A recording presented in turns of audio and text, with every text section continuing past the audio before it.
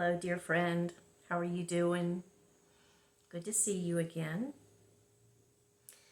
You know, many times in life we talk about being on the path.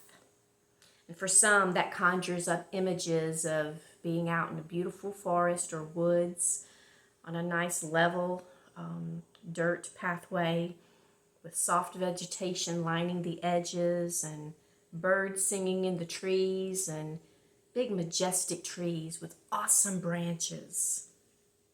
Is that your path of life? Fabulous. It's not mine.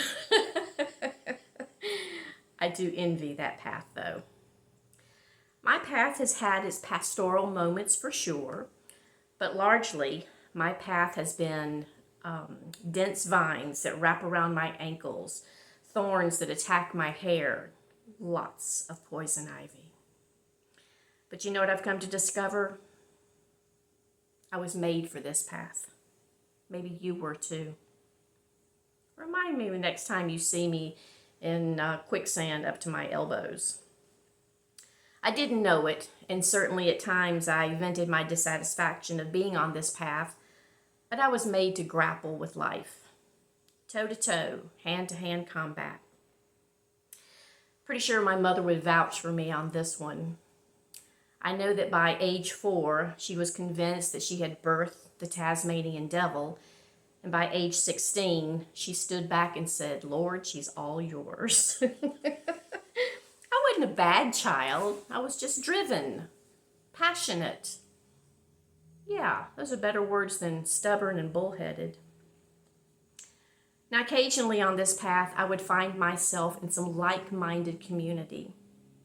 People in places like school, churches, college, some jobs. They were amazing for a bit. But there was always the time when we were walking down this path together and someone would go off in another direction.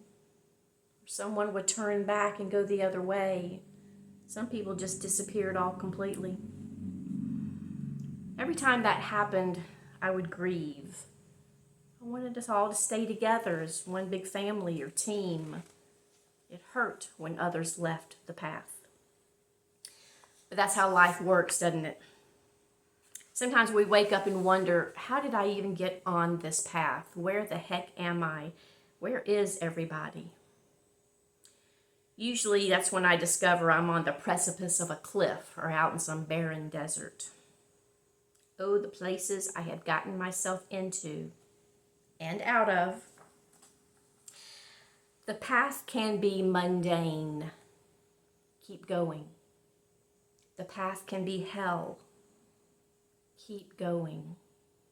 The path can be exquisite.